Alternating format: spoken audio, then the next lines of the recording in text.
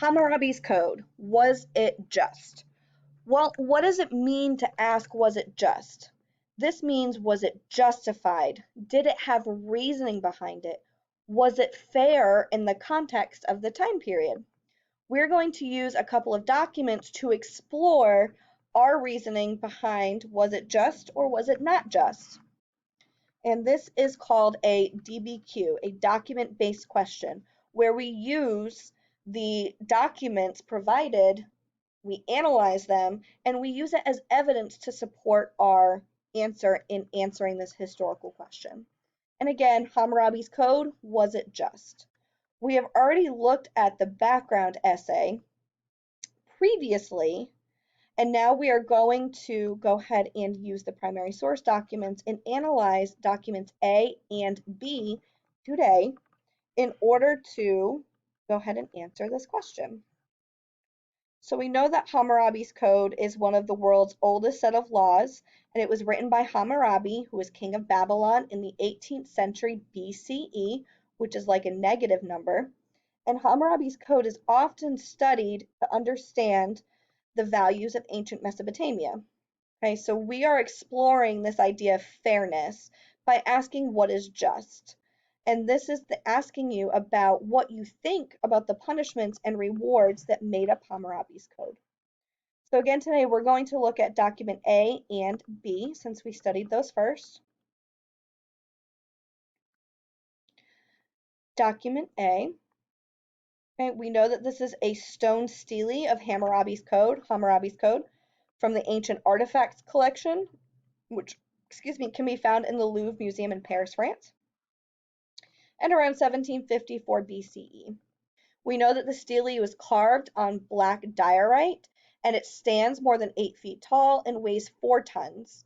And the photograph shows the top 1/3 of the stele. Okay, so we have already looked at this, so I'm going to go ahead and go into the document analysis questions.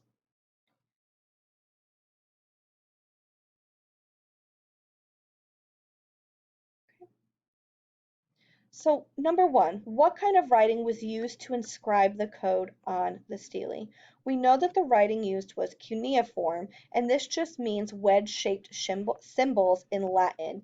Cuneiform is the very first form of writing, and it comes about in Mesopotamia. Number 2, the code is divided into what 3 parts? Well, it's divided into the prologue, the 282 laws, and then the epilogue. The prologue is the part that comes at the beginning. It gives the reasoning. Then we have the 282 laws, which again are just the laws. And then we have the epilogue, which comes at the end, which sums everything up. Number 3, from where or whom does Hammurabi get the laws? Hammurabi says that he is given the laws by the god Shamash, or Shamash, depending on how you pronounce it. And we're going to use and analyze what this means in 2 different ways in our following questions. So now the meat of the question. Is there any evidence in this document that can be used to argue that Hammurabi's code was just? Well, guys, according to the image at the top of the stele, Hammurabi consulted the god Shamash, who was the very source of law and justice for the Babylonian people. So this is the god of law and justice, and they looked up to all sorts of gods for all sorts of topics in order to understand what it was that they needed to do and where their power came from. And so Hammurabi says that he consulted this god, and the god is who gave him this code of law. And this answer relates it to not being much different from Moses receiving the 10 Commandments from God. So people believed him and listened to Moses or to Hammurabi because they say that the gods are who gave them these laws or these ideas. And what better way to produce justified or fair laws than to get them from the source? So again, Hammurabi is saying that he got these laws directly from the source, which was the god Shamash, who is the god of law and justice to the Babylonian people. And they worshipped a lot of different gods like this. Number 5. Is there any evidence in this document that can be used to argue that Hammurabi's code was not just? We don't learn a whole lot about Shamash from the stele. All we know is that he is the god of law and justice. But guys, what if Hammurabi was just using this god's name? He was popular. So what if he was just using it to get the people on his side?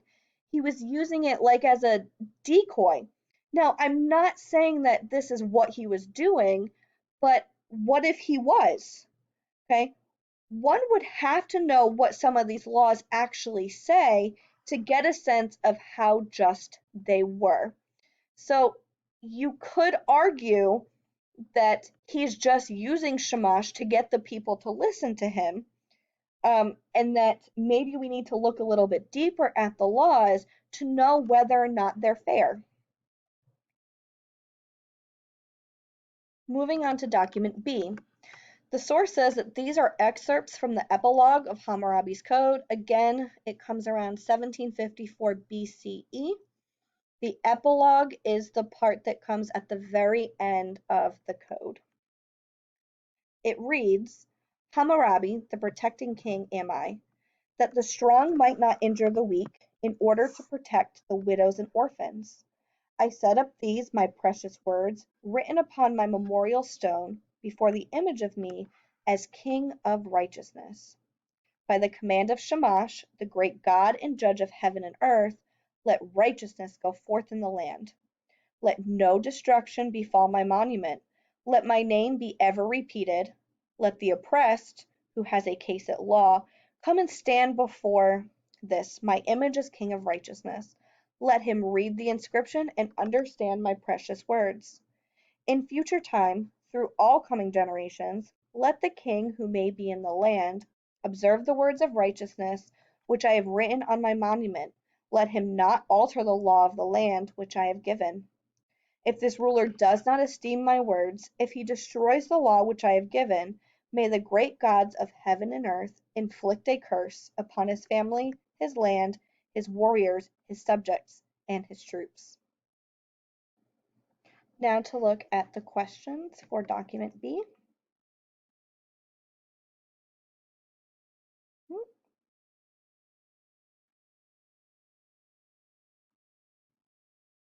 Number 1. According to Hammurabi, what was his purpose for having written these laws? We get this information directly from the epilogue of the stele. His purpose was to protect the weak against the strong and give the oppressed a chance to read the law and know their rights. Oppressed are somebody who has had their rights taken away from them or might not understand their rights. And the whole purpose of government is to provide order and to protect the people. And so Hammurabi is saying that his entire purpose is to protect the weak against the strong, which could be used to argue that this code is justified. Number 2, who commanded Hammurabi to create this monument?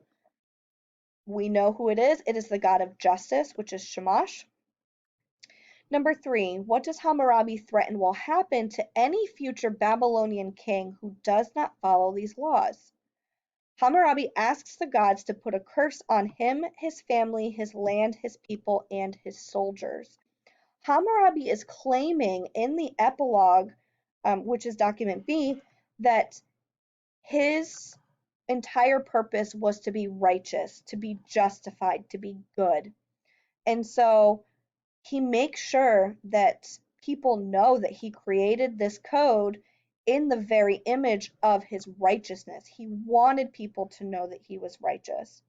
And so he did all of these things in order to get that point across. And he is saying that anybody who challenges that after him is going to be cursed, which might not necessarily be fair. Which brings us to our next question. How can you use this document to argue that Hammurabi's code was just?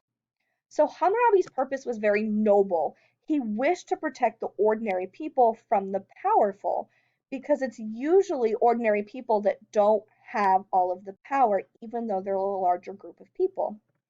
The laws and judgment that try to be fair to the weak are likely to be just.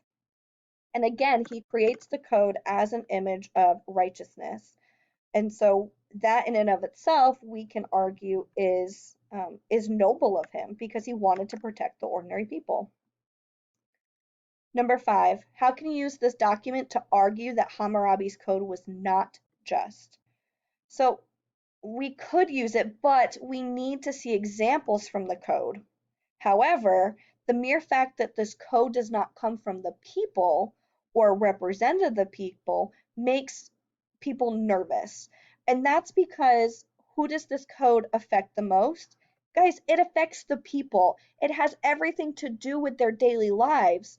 So by saying that it it doesn't come from the people, that the gods gave him this code, it could make people nervous because you would hope that if it affects the people the most, that they should at least have some sort of say in it, as in today's government. So that's one argument. But also in the last paragraph, it's very vindictive, meaning it's like it just doesn't sound good. And it's not fair to the subjects of the bad ruler. And notice that the word bad is in quotation marks because who is Hammurabi to decide what a bad ruler is? Just because they rule differently or don't agree with him does not make them a bad ruler. And Hammurabi is condemning them to a bad life if his code isn't upheld by this new ruler.